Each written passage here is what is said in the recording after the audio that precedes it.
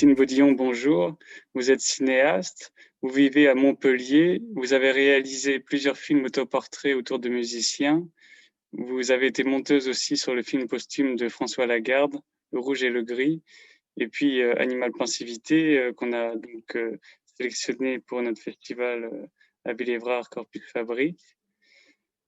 On a tout de suite remarqué qu'il y avait un lien avec qui était décrit dans la description, un lien avec le poème de Rilke. Et on aimerait savoir exactement comment vous avez travaillé avec ce poème, pourquoi vous avez fait ce choix-là. Oui, en le lisant, enfin, quand on s'intéresse à l'animal, le poème de Rilke, il revient très souvent dans les lectures, dans les explications. Si on s'intéresse aussi à la philosophie, effectivement, encore une fois, le poème de Rilke revient. Et c'est cette question qu'il entrevoit, que je trouve, et qui est d'une grande modernité, cette question de ce regard de l'animal, puisqu'il ouvre le poème. Par tous ses yeux, la créature voit l'ouvert, et cette notion de l'ouvert, moi, me questionnait beaucoup. Je voulais la comprendre, la saisir. Hein. Je ne l'ai pas tout à fait totalement saisie, parce que c'est un poème très complexe, mais en tout cas, ce que j'en ai ressenti auprès des animaux, ce regard frontal, libre de toute mort, nous dit-il dans le poème, ce regard qui nous traverse, libre de toute mort, qui s'avance comme ça dans le paysage ou vacant, et qui ne pense pas forcément à sa mort à venir. Je l'ai lu comme ça, moi je l'ai traduit comme ça, que l'homme en fait est constamment obsédé par son devenir mortel, par cette mort qui le hante, et peut-être que l'animal, parce qu'on ne sait pas, on ne sait rien de l'animal, on n'est pas dans sa pensée, dans sa tête, mais on entrevoit le fait que lui, il ne pense pas forcément à se devenir mortel constamment, et que c'est pour ça qu'il a ce regard qui avance dans l'ouvert et qui nous traverse, parce qu'il n'est pas introspectif comme l'homme. Et c'est vrai qu'en filmant les animaux, parce que c'est aussi un film sur le regard, Animal Pensivité, j'ai capté cette chose dont peut-être Rilke voulait nous éclairer sur cette question oui, de liberté ou d'absence comment dire, d'absence d'angoisse mortelle. Quoique chez l'animal, je pense qu'il se sent mourir aussi. Il a le périple, il a cette notion de périple en lui-même, puisqu'il a le souvenir de son espèce qui le traverse aussi. Mais voilà, donc c'est pour ça que ce poème me passionne toujours autant. Quand je le relis, je trouve qu'il nous donne vraiment un éclairage aussi sur notre rapport à la mort en tant qu'homme moderne, contemporain. Et en plus, il introduit l'animal, qui est une chose, je trouve, extraordinaire. Jusque-là, l'animal, c'est l'oubli, c'est l'inconnu, il n'est jamais question, très peu. Oui, bien sûr, parce que aussi dans le poème, je trouve qu'on retrouve l'idée du dehors et du dedans, qui est confronté entre l'homme et l'animal, où l'apparence qui est très importante chez l'homme, j'ai plus les mots de Rilke, enfin de toute façon ils ont été traduits, mais où l'homme s'intéresse beaucoup à ce qui sort, ce qui est autour, et l'animal s'intéresserait à autre chose aussi. Oui, il est tout simplement. Hein, il nous dit ça, l'animal est, et l'homme se tient devant le monde, mais l'animal est dans le monde. C'est ce qui le diffère, je pense, de l'homme, c'est que l'animal est dans le paysage, et nous sommes face au paysage ou devant le paysage.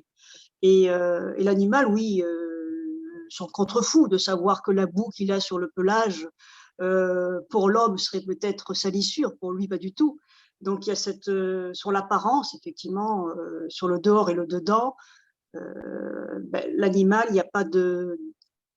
C'est un être dans le présent qui n'a pas forcément conscience. Je ne sais pas, parce que je pense que l'animal a sa propre conscience, mais en tout cas, de sa représentation, c'est sûr que l'homme est aussi hanté par sa propre représentation, sa propre image. oui, d'où Narcisse, quoi, le reflet de Narcisse constamment, l'humain. Donc cet aller-retour entre le dedans et le dehors est traversé dans la vie des hommes.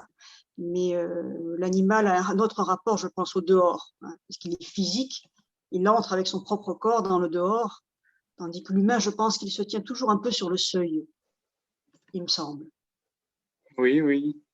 Mais par rapport à l'interprétation du texte, vous avez pris le texte d'une manière générale ou Oui, le poème? il y a quelques détails, oui, donc c'est cette notion d'ouvert, effectivement, que j'ai attrapé comme ça, que je voulais confronter physiquement et concrètement en filmant l'animal, et qui m'a beaucoup questionné en les filmant, évidemment, hein, ce regard dont il parle. Donc c'est cette ouverture du regard et Et donc vous l'avez montré comment pour vous, cette ouverture par le eh ben, cinéma?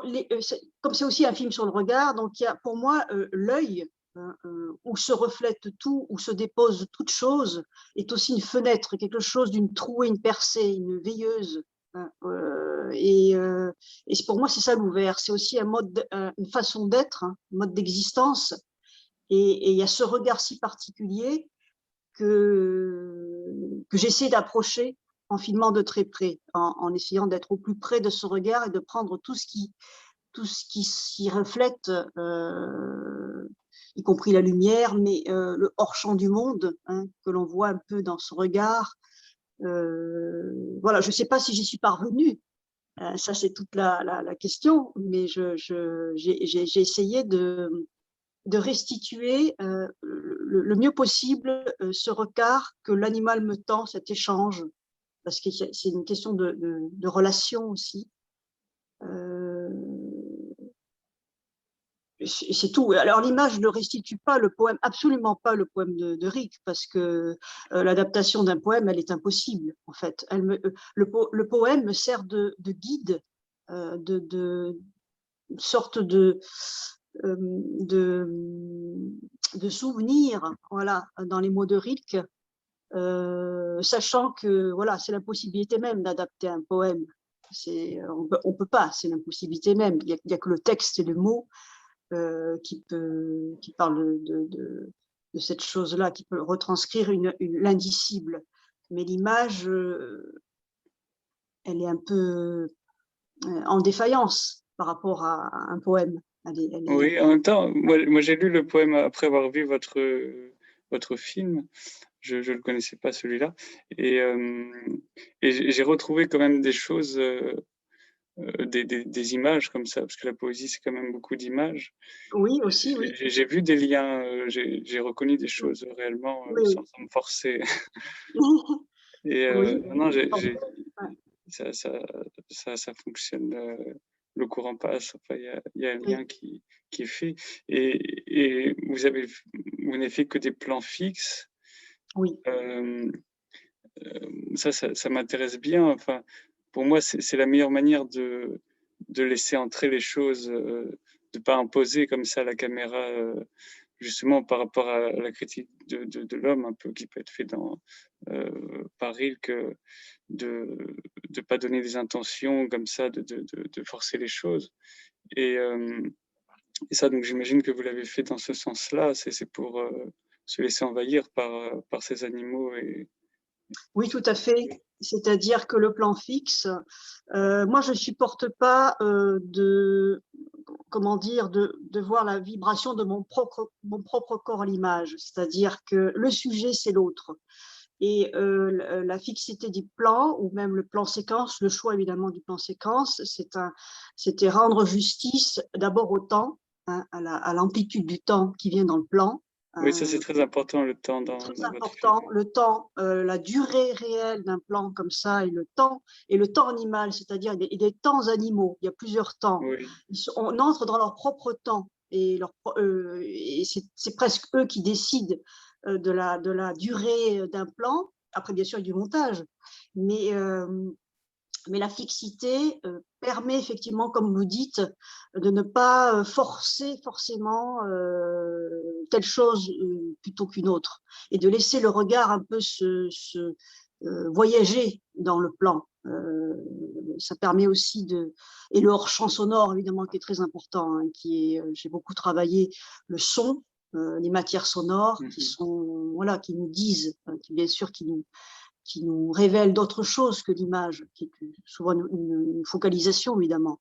Mais la fixité et le temps, bien sûr, c'est un parti pris filmique qui m'est cher, enfin, que je pratique le plus souvent possible. Oui. Oui, parce que avec enfin, moi j'ai eu l'impression de ne pas savoir combien de temps durait le film. J'avais une montre à côté de moi, c'était possible de savoir l'heure, mais, euh, mais on perd la notion du temps, je trouve, et ce qui est assez intéressant, justement par cette dilatation du temps, cette longueur comme ça, qui est rythme. Et et il y a quelque chose qui m'a aussi assez interrogé, c'est que généralement au cinéma, quand on voit quelque chose à l'écran, si vous voyez par exemple quelqu'un se moucher, eh bien, forcément pour le spectateur, ça veut dire quelque chose. Cet homme est enrhumé, il y a un problème. Et avec votre film, on voit un animal,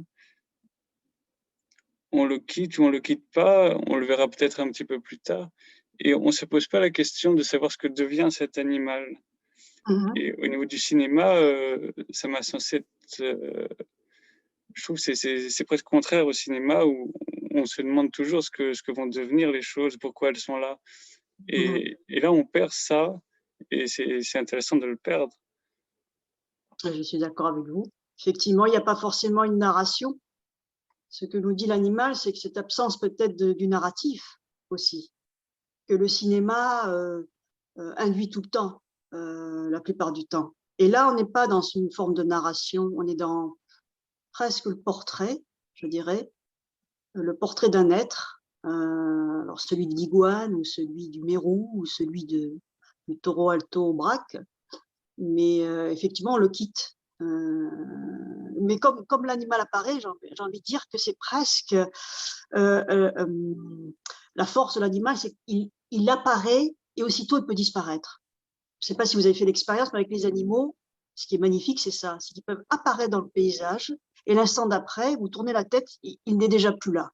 Moi, j'avais vu un renard comme ça m'apparaître au loin, et j'ai regardé, je sais pas, mes chaussures, l'instant comme ça oui, ou un son m'avait appelé, j'ai tourné la tête, et quand j'ai essayé de le retrouver, C'était fini. c'était fini. Et ça, je trouve que c'est très beau, que l'animal jaillit, il est le seul capable de jaillir comme ça et de disparaître aussitôt. Oui, Donc oui. peut-être ça restitue cette pure présence de l'animal aussi. Oui, Cette qu'on ne histoire contrôle de… pas. Oui. On ne contrôle rien avec les animaux, ça c'est sûr. C'est ce qui est magnifique.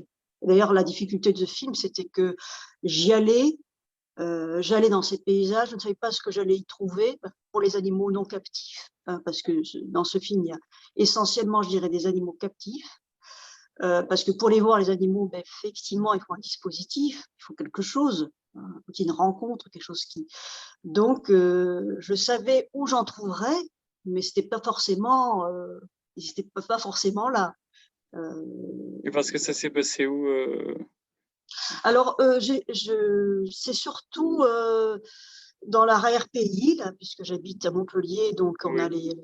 enfin, les Cévennes sont assez proches, les Grands Causses, donc il y a des paysages assez préservés dans cette région. Donc, je savais qu'il y avait des élevages extensifs, hein, que j'allais sur leur territoire, je rentrais, j'avais l'autorisation des éleveurs. Mais après, il faut les chercher, quoi, les fameuses juments arabes sur le plateau de Ferrussac. Elles ne sont pas forcément là au rendez-vous, elles sont peut-être ailleurs, parce qu'il y a quand même une étendue. Mais donc, c'était toute un peu on veut dire, la, le hasard de les trouver ou pas. Après, bien sûr, il y a l'animal d'élevage, donc là, c'était sûr que je pouvais le filmer souvent, le taureau au braque dont je parlais là au début, qui est dans un enclos, qui est dans un espace fermé où je peux avoir accès à l'animal. Et après, il y a les animaux de réserve, effectivement, où je me suis rendue à Douai-la-Fontaine,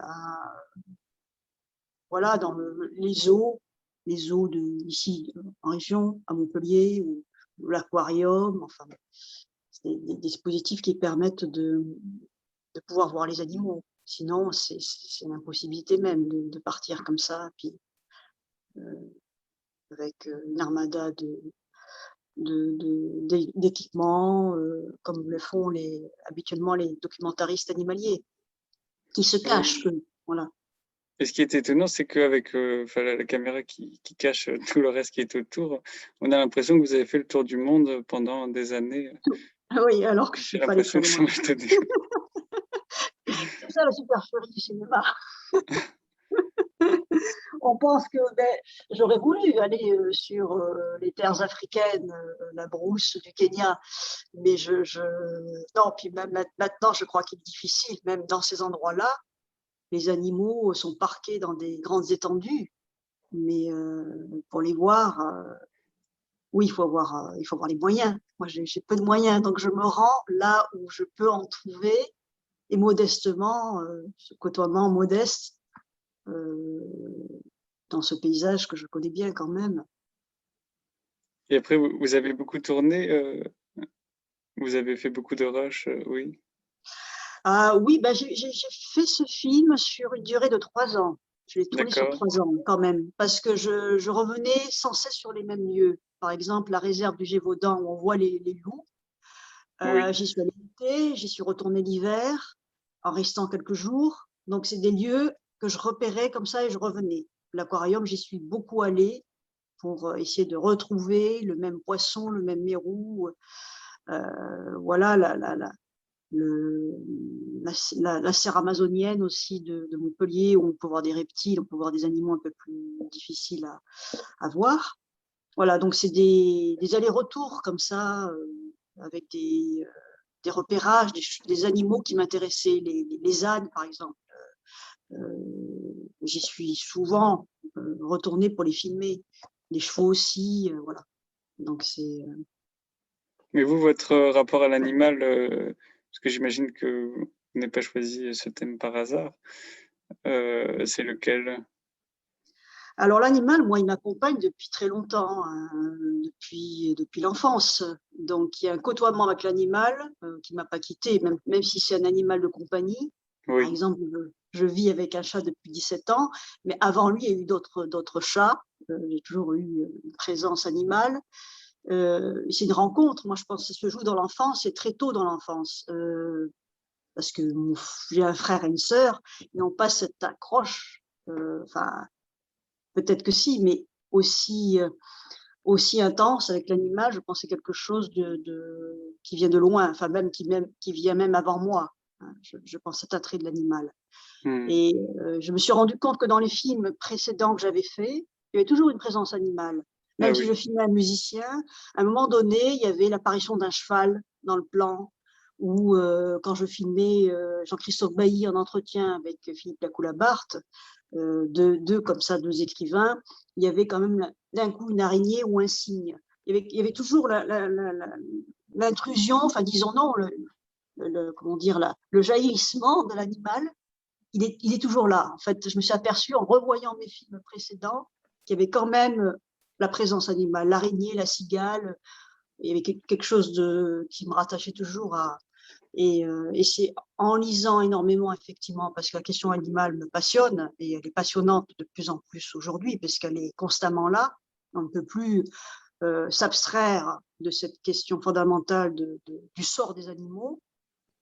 Et donc, j'ai commencé, entrepris comme ça pas mal de lectures et essayé de lire, voilà, Elisabeth de Fontenay, même Jacques Derrida. Il y a une présence quand même animale dans sa pensée, l'animal donc je suis.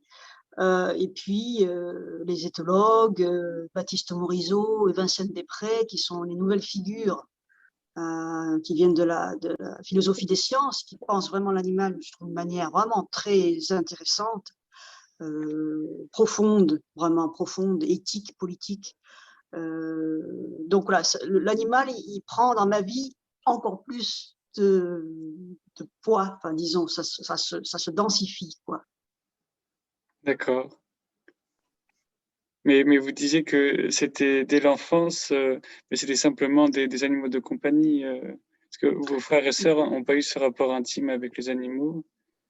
Alors, je n'aurais jamais posé la question parce que bon, ils vivent avec des chats et chiens, mais étant donné que j'étais en fait une enfant extrêmement silencieuse, hein, extrêmement timide, même maladivement timide, je pense que ce rapport à l'animal a joué, je pense, pour moi. Oui, C'est-à-dire que l'autre me faisant peur ou ne le comprenant pas vraiment, dans mes souvenirs d'enfance, c'était assez douloureux aller à l'école. Dès la maternelle, enfin, bon, quelque chose de, j'étais en retrait, j'étais une enfant un peu solitaire. Et l'animal est venu à cet endroit, je pense, de la difficulté du langage, de la communication avec l'humain. L'animal, au moins, dans son silence, je me sentais proche, je pense, de plus de l'animal. Je pense que c'est une nature un peu comme ça, silencieuse, qui fait que la présence animale, qui elle-même est silencieuse, là, pour le coup, c'était le chat, mais je me souviens, un rapport très fort avec ce chat. Donc, dans votre enfance, c'est c'est ça? une énigme. Un chat dans votre enfance, c'est ça? Oui, oui, bah, depuis Oui, le début, il y a des chats. Enfin, d'accord. ils habitent ma vie, quoi. Ils sont là, pour moi, ce sont mes maîtres. Vraiment. Je veux dire, c'est des philosophes, la patience du chat, sa noblesse, son mode d'être, je me sens proche de cet animal. Il convoque en moi des choses oui, qui me bouleversent. C'est même le regard avec le chat. Il peut être très long, hein, le temps du regard est très long avec le chat. On peut avoir vraiment des échanges. Et dans ce silence, moi, je trouve ça bouleversant, quoi. Parce qu'il n'y a que du questionnement, il n'y a jamais de réponse avec l'animal. Ce n'est que Oui. du questionnement. Donc, c'est ça qui me touche, en fait. C'est ce grand point d'interrogation et en même temps, cette possibilité de présence ensemble, de cohabitation ensemble avec l'animal, enfin, de compagnie, c'est sûr. Parce qu'on les a amenés aussi à côtoyer l'homme, bien plus que le loup qui ne veut absolument pas côtoyer l'homme. Enfin, voilà, il fait tout pour ne pas le croiser sur les routes, sur les chemins. Voilà, l'animal sauvage, l'homme, pour lui, c'est le prédateur, c'est l'autre prédateur. Donc, il ne veut pas le voir. Donc, il y a seulement les animaux familiers qui nous sont familiers, qu'on a rendus familiers et qu'on a transformés, du coup, dans ce côtoiement familier. On les a transformés, ces animaux, pour qu'ils nous acceptent dans leur environnement limité, quoi. Enfin, voilà. Oui, d'ailleurs, ils ont un peu changé, je crois, à cause de nous. Oui, ah, complètement. Ah oui, ça, on peut les métamorphoser. Et d'ailleurs, Baptiste Morisot, il parle de ça par rapport au mouton, l'élevage du mouton qu'on a transformé. En fait, avant, c'était le bouquetin sauvage qui pouvait se défendre du loup parce qu'il arrivait à monter sur les rochers, sur les cailloux. Il arrivait dans le paysage, en tout cas, à échapper au loup, à la prédation. Et l'homme a transformé le bouqueton en mouton et il Ah l'a oui, rendu beaucoup plus docile. Et c'est cette transformation du mouton par l'homme qu'il a qui fait qu'il affaibli. se laisse plus dévorer que le bouquetin sauvage en altitude. Donc nous avons transformé l'animal d'élevage, nous l'avons transformé, nous l'avons rendu beaucoup plus docile. Et comme ça, il a muté en fait. Donc, Et c'est aussi assez étonnant. Il y a des surimpressions dans le film d'animaux qui passent comme ça. Et je sais pas, j'avais jamais vu ça comme ça, parce que c'est des surimpressions qui s'arrêtent pas, qui durent longtemps, où ça oui, tourne comme ça. oui, oui. Et ça, c'est étonnant. Oui, c'était l'idée de l'intrication des espèces, c'est-à-dire que toutes les espèces sont ensemble par un lien un peu invisible, mais il n'y a pas de rupture entre les espèces.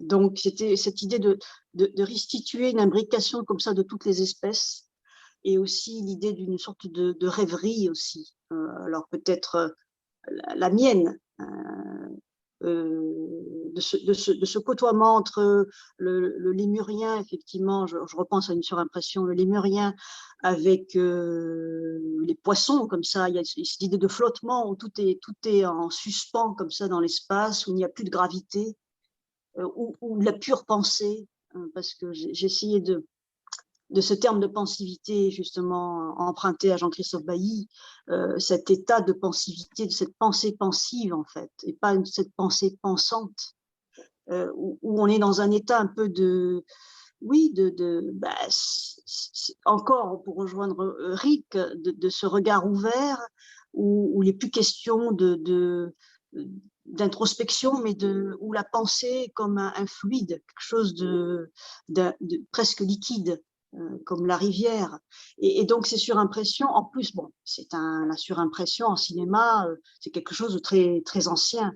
Déjà avec Méliès, on avait les surimpressions. Le Oui, cinéma oui, surréaliste, expérimental, utilise beaucoup la surimpression. Ces couches d'images les unes sur les autres, c'est comme des empilements, des fossiles.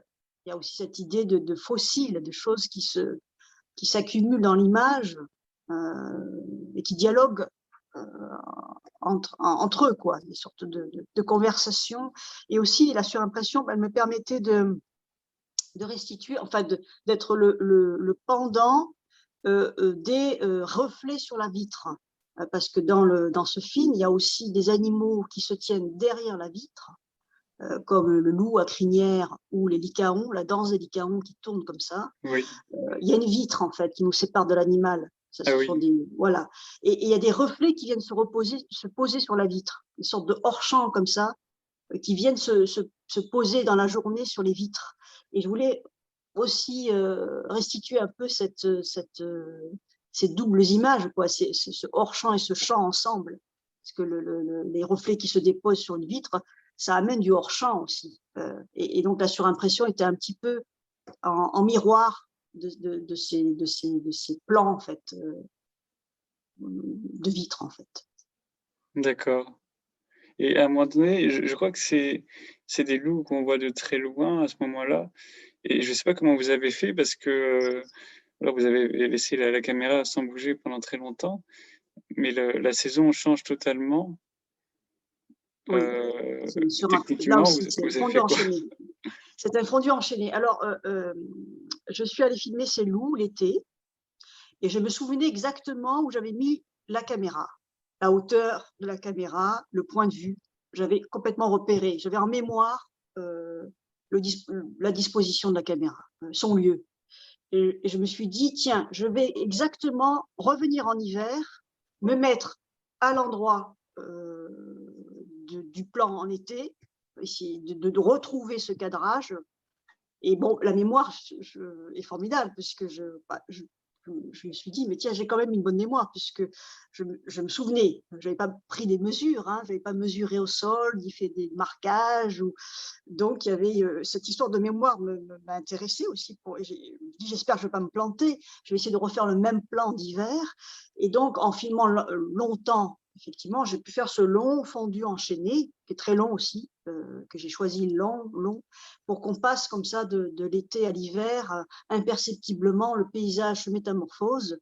Et aussi, c'était l'idée que le loup fait partie intégralement du paysage, comme s'il avait toujours été là, en été comme en hiver, et qu'on ne peut pas l'enlever du paysage. Il fait partie, voilà, il est imbriqué dans le paysage. Il est indissociable du paysage. Et le fondu enchaîné me permet de rendre cette idée-là, cette présence continue presque. Oui, oui, tu as encore joué avec le temps aussi. Oui, le temps, oui, bien sûr. Oui, Oui, ça oui, c'est oui. m'a C'est une frappé. ellipse. Il y a une ellipse, mais c'est comme s'il y avait la continuité du temps. Oui, C'est vrai, mais c'est très étonnant parce que ce plan, enfin, vous dites que vous êtes repassé plusieurs mois après en remettant la Oui, caméra au même endroit, mais j'ai l'impression qu'elle n'avait pas bougé du tout. oui, ben voilà, c'est un coup de chance, c'est la chance. Enfin, ou c'est la mémoire. Ou je dis, ou peut-être que ma mémoire elle est juste, je sais pas, ou une justesse du souvenir. Parce que quand on filme, quand on se tient derrière une caméra, que l'on filme longtemps, qu'on est dans l'image, qu'on cadre son image, il y a une histoire d'imprégnation, hein, on se souvient davantage, qu'on a fait cette image-là. On se souvient du cadre. On a une sensation physique Oui, oui, et voilà. Donc c'est aussi peut-être, le dispositif, la caméra elle-même, qui permet aussi cette imprégnation de la mémoire quand on filme, persistance de la mémoire.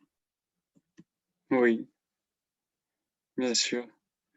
Et pour revenir à Rilke, pendant le tournage, c'est un poème que vous relisiez sans cesse ou...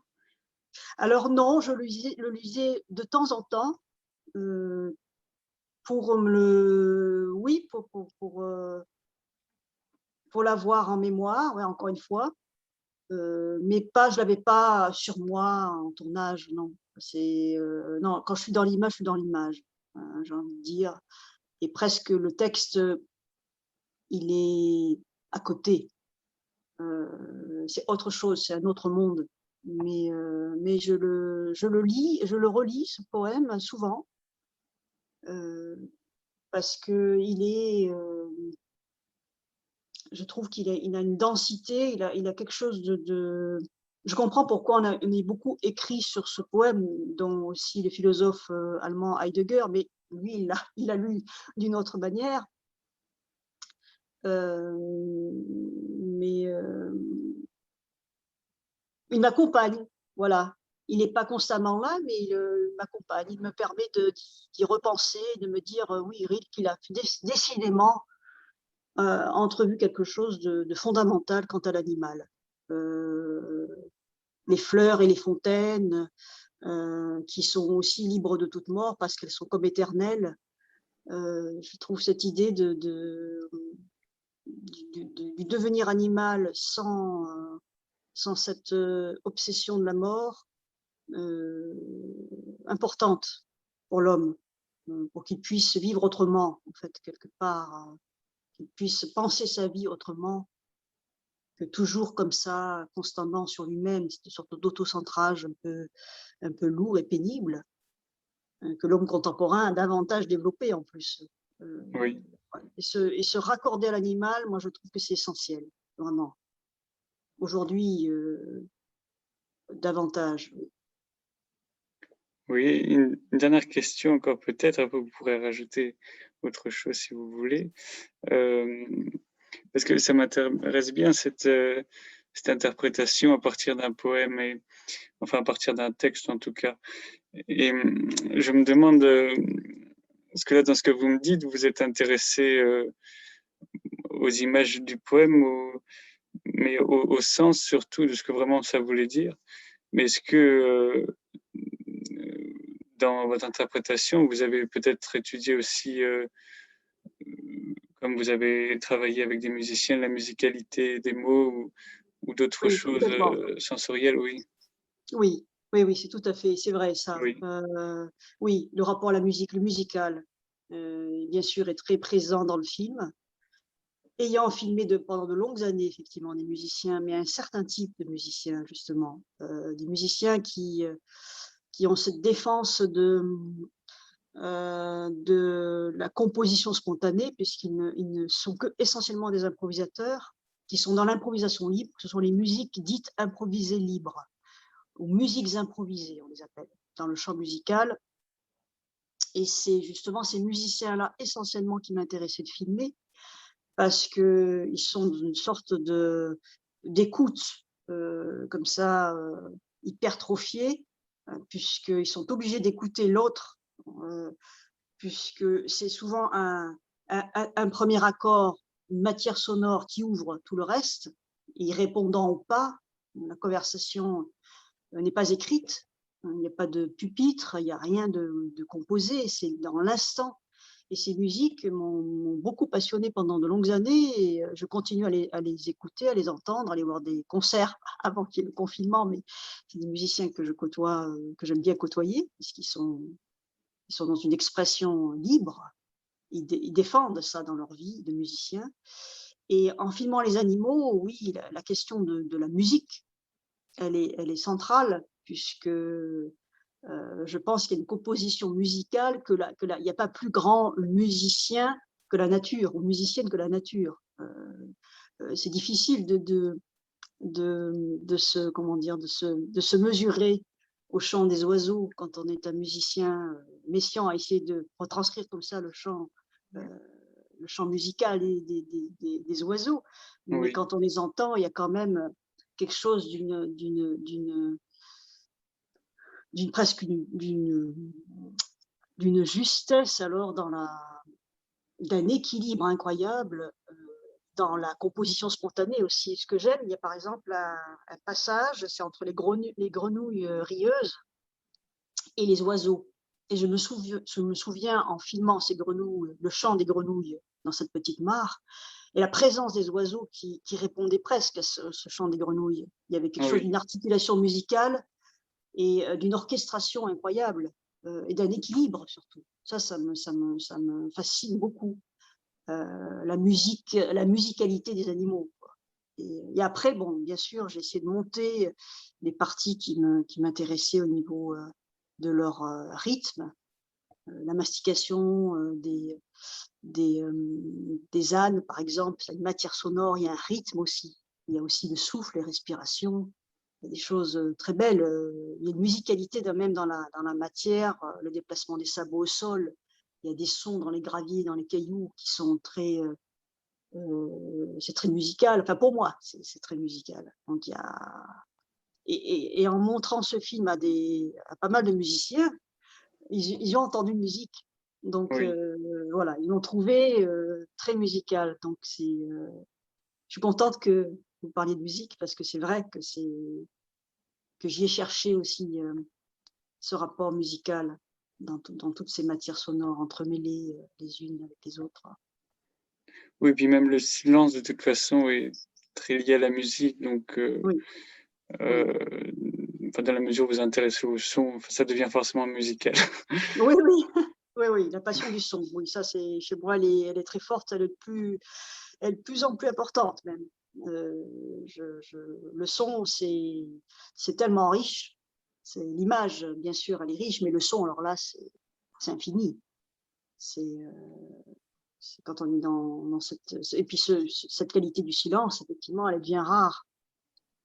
Pour l'attraper, le silence aujourd'hui, c'est difficile.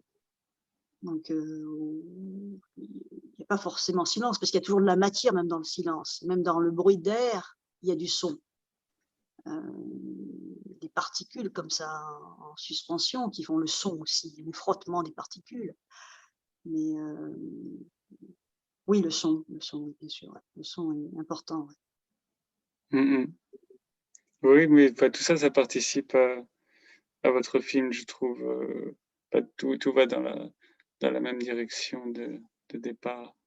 Mhm. Hein. Oui, j'essaie de tendre vers ça, c'est sûr. C'est une tentative, c'est un essai. Voilà, il y a quelques maladresses. Moi, quand je revois le film, je me dis, bon, il y a peut-être des choses que je montrais autrement, mais en tout cas, oui, il y a eu cette tentative sincère, profonde, d'essayer de rendre justice à l'animal, autrement que le fait le documentaire animalier. Voilà, c'est un peu le contrepoint du documentaire animalier qui est toujours un peu dans l'obsession de l'animal dans ce qu'il a de spectaculaire, en fait, de fantastique. On va rechercher dans l'animal, dans la prouesse d'un geste ou dans le mouvement, la rapidité d'un mouvement. On va essayer de capter la dévoration, la soi-disant cruauté de l'animal. Il y a toujours ce versant un peu dramatique dans les films documentaires animaliers, et en plus avec toujours le commentaire en voix off. Voilà, on commente à la place de l'animal ce qui a lieu, On on nous aplatit un raconte des peu les histoires. choses. Oui. Voilà, on aplatit les choses, on y met de la musique, on y met tout un tas de choses que l'animal n'a pas besoin de tout ce tarmada oui, d'un surplus, d'une surenchère. Et donc j'ai essayé de proposer un autre regard sur l'animal, une autre manière de le filmer, essayer, oui, de le filmer tel qu'il est en lui-même, hein, et pas d'ajouter la beauté, la forme animale est déjà en soi extraordinaire. Quand on voit la forme de l'iguane, hein, et sa peau, cette matière qui l'habite, hein, ce corps incroyable où on sent toute l'ancienneté de l'animal, ça suffit. Déjà, voilà, en lui-même, il est fantastique. Pas besoin d'en mettre davantage. Oui. Oui, vous avez refusé la fiction, parce qu'il est rarement le cas dans un documentaire, où un documentaire est souvent de la fiction, Oui, et vous avez refusé ça oui, oui, non, volontairement. oui. Ah oui, oui, complètement. Oui. Non, ça, c'est oui. Je trouve que le cinéma aujourd'hui, il est un trop plein de fiction. Enfin, la vie elle-même est déjà fiction. Donc, c'est ce que dit aussi souvent Jean-Christophe Bailly. Il dit que de toute manière, dès qu'on sort de chez soi, tout est fiction. Il y a toujours le démarrage d'une histoire. Elle est là tout de suite. Il suffit de regarder quelqu'un derrière la vitre. Déjà, il y a une histoire qui se construit. Qui se Donc, déroule, oui. voilà. Et moi, je voudrais être vraiment dans une sobriété, quelque chose oui, qui pas forcément dans le narratif, et nous sortir on nous raconte une histoire, on se raccroche à l'histoire, il nous faut de l'histoire. Non, moi j'en ai pas besoin. Enfin, même les films qui me touchent le plus, justement, ce sont souvent des regards très singuliers, où il n'y a pas cette question forcément de narration. Il y a des artistes qui ont des propositions intéressantes dans leur manière de filmer. Mais, voilà, ou bien il faut être un Bellatar pour nous raconter encore des histoires, mais avec une manière tellement cinématographique, c'est-à-dire que le vocabulaire cinématographique, il est tellement fort, puissant, euh, que, que, voilà, mais modestement, moi, je veux me sortir absolument du, du narratif, de quelque chose de fictionnel, mais plus avoir avec la pensée, quelque chose qui me fait penser davantage. Voilà. Un film, pour moi, le cinéma, s'il me met pas la tête à l'envers, quelque part, s'il n'y a pas, en sortant d'un film, si je n'ai pas du questionnement ou quelque chose qui m'a interpellé vraiment, euh, ça m'intéresse pas vraiment. Voilà, j'aime le cinéma quand il est pensé, quoi, quelque chose qui nous fait entrevoir quelque chose, voilà, hors du roman filmé, quoi, en gros. Voilà. Oui. Oui, moi, je me souviens, c'était un chef opérateur qui, enfin, il avait participé à une sorte de ciné-club, et il avait dit, en parlant d'un film, voilà, que c'était Un cœur en hiver de Claude Sauté, donc là, il y a vraiment une histoire, mais il avait dit, après certains films comme ça, on peut ressortir en étant un tout petit peu changé. Oui, Et c'est vrai que ce serait mieux, quoi. Ça oui, semble important. oui, tout à fait. Si le cinéma, moi j'ai une phrase de Straub, de Jean-Marie Straub, qui m'accompagne, parce qu'il y a quelqu'un qui m'a beaucoup marqué, Daniel Huyer et Jean-Marie Straub. Je trouve que c'est un cinéma à part, quelque chose dans leur simplicité, leur frontalité, le texte, faire entendre un texte, pas facile. Et j'ai toujours cette phrase qui me vient, qu'il avait dite et qu'il avait déjà emprunté, c'était Jean Renoir qui l'avait prononcé, je pense, Mm. où il parlait de cette idée d'incandescence dans le plan. Il disait, quand on fait un plan, s'il n'y a pas quelque chose, il n'y a pas un endroit qui brûle à l'intérieur du plan, il vaut rien, ce plan. Il y a toujours quelque chose qui doit brûler un endroit. Et moi, cette histoire d'incandescence, d'endroits qui brûlent dans l'image, c'est ça. Ça nous questionne, ça nous renverse, ça nous bouleverse. C'est quelque chose de même qui est des fois difficile à comprendre, à saisir.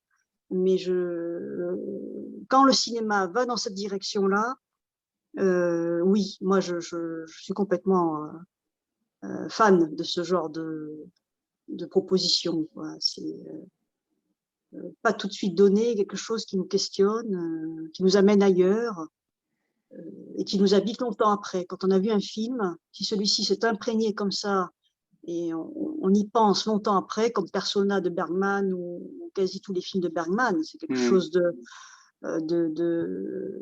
c'est incroyable quand on revoit les films de Bergman, à quel point il y a de la pensée partout, quoi. Il y a du c'est ça la force du cinéma de Bergman, quoi. Il nous questionne, quoi. Il y a quelque chose d'énigmatique, qui est comme une énigme tout le temps, qui nous livre comme ça, frontalement, en plus avec ses regards caméra, des fois, ses adresses des acteurs. Oui, c'est la métaphysique, il y a quelque chose d'insondable. Ouais, voilà, c'est un cinéma Pour lui, moi, qui continue. tous ces films, enfin, je les ai pas tous vus, mais ceux que j'ai vus, ça va toujours vers la lumière, même si ceux qui sont très très durs, ceux Oui, de Bergman, oui, même Cris et chuchotements, ou enfin oui, certains films qui sont quand même pas faciles. oui, Il y a toujours une ouverture au bout du tunnel, il y a une issue, oui, et oui. Et par oui, rapport oui, à ce que vous disiez, où je trouve disait que il faut qu'il y ait quelque chose de brûlant comme ça, qui brûle, je sais plus exactement ce que vous disiez. oui, Mais je sais qu'il y a cette phrase d'Alain René qui pour moi est suffisante. Il dit c'est vivant ou c'est mort. voilà, c'est Vous ça. voyez, C'est exactement ça, oui, oui. C'est tout à fait. Oui, oui. Il y a de la vie ou de la mort. Dans le plan, s'il n'y a pas de la vie et de la mort, oui, mais ça rejoint, je pense, la phrase de Renoir et celle de Straub. Hein. S'il n'y a pas s'il y a pas ça qui se joue dans l'image, dans le plan, on n'y croit pas. Il y a quelque chose d'une vibration du mourir et du devenir qui est forte, oui. Si l'écran n'est pas vibrant, comme c'est quelque chose qui vibre à l'intérieur, mais c'est Tarkovsky aussi qui parle de ça merveilleusement aussi, hein, par rapport au temps. Le temps scellé, là, sa fameuse formulation du temps scellé, qui dit que le temps est imbriqué dans le plan. C'est le temps qui fait la durée d'un plan, c'est le temps même qui fait le montage dans un film. Il y a déjà, le temps est incorporé dans le plan. Et c'est ça, c'est ces choses-là fondamentales, enfin moi, qui m'habite, oui, que dès lors que je prends une caméra, que je m'empare d'une caméra et que je fais un plan, c'est là, hein, ces phrases-là que vous dites, la vie et la mort, ou ça brûle un endroit, ou le temps scellé, ce sont des phrases. L'araignée, je crois que c'était pas un ou inclusif, c'était soit c'est vivant, soit c'est mort.